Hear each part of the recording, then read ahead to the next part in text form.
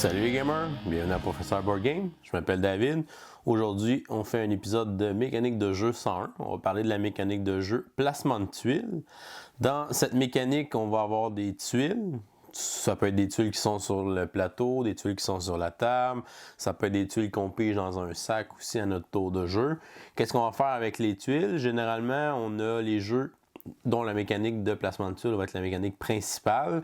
Alors, à notre tour, on va essayer de placer les différentes tuiles. On peut avoir un tableau qui est commun entre tous les joueurs au milieu de la table. On va placer des tuiles à tour de rôle pour essayer de faire des points. Généralement, les tuiles autour vont influencer aussi le nombre de points qu'on va faire. On va essayer de faire les combinaisons qui sont les plus payantes, de mettre les bonnes tuiles à côté des bonnes tuiles pour faire ces combos-là.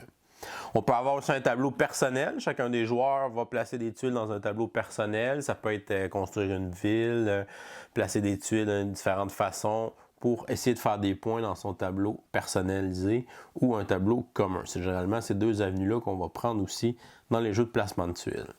On peut avoir le placement de tuiles comme une mécanique un peu plus secondaire. Dans certains jeux, on va utiliser les tuiles pour faire le plateau de jeu. Alors, au début de la partie, on va placer les tuiles, généralement au hasard. Ça va procurer une bonne rejouabilité à ces jeux-là parce que le plateau va être différent à chacune des parties. On va placer les différentes tuiles aléatoirement pour faire notre plateau avant la partie.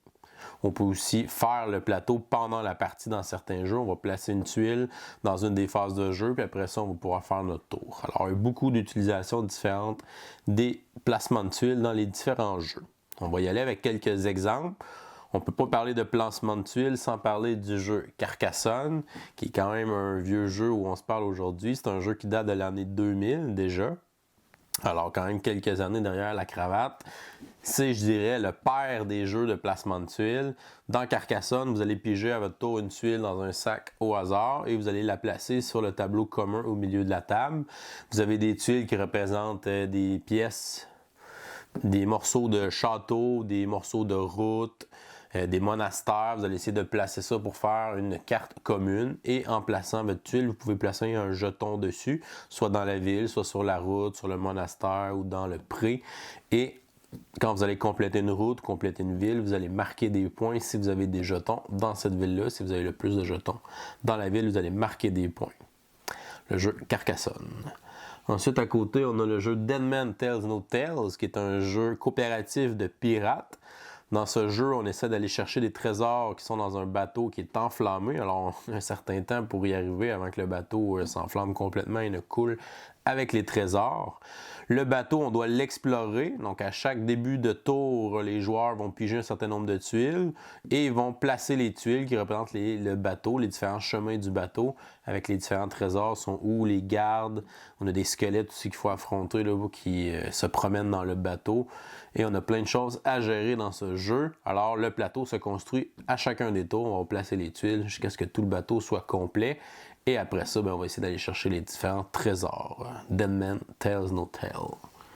En haut, on a le jeu Castellion.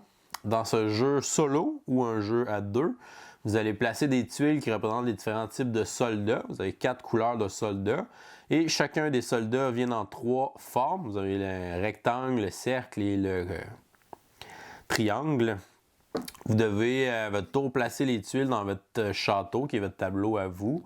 Et vous devez placer les symboles différents, toujours un à côté de l'autre. Vous ne pouvez pas placer 2 cercles un à côté de l'autre, 2 carrés. Il faut vraiment les alterner entre les 3 formes.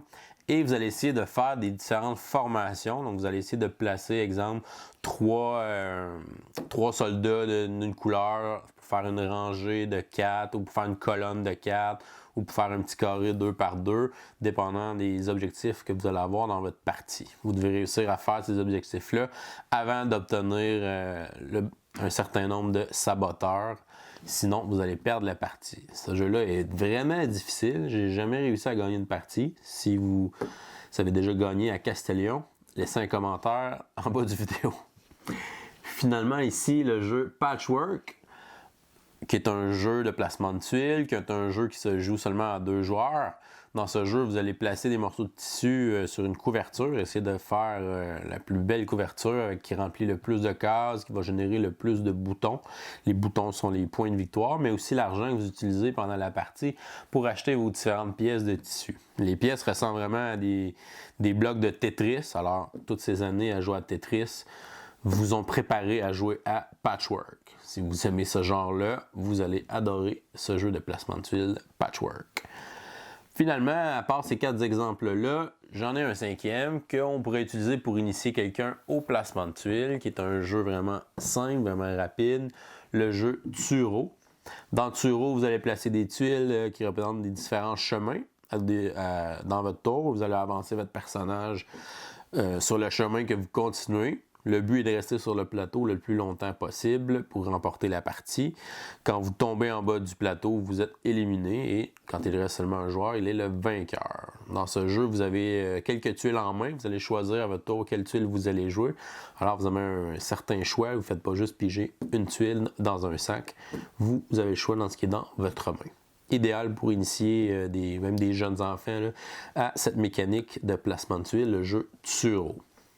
Et vous, quel est votre jeu favori qui utilise une mécanique de placement de tuiles? Vous pouvez me laisser un commentaire dans la section du bas. C'est tout pour aujourd'hui. Je vous dis à la prochaine et continuez de gamer.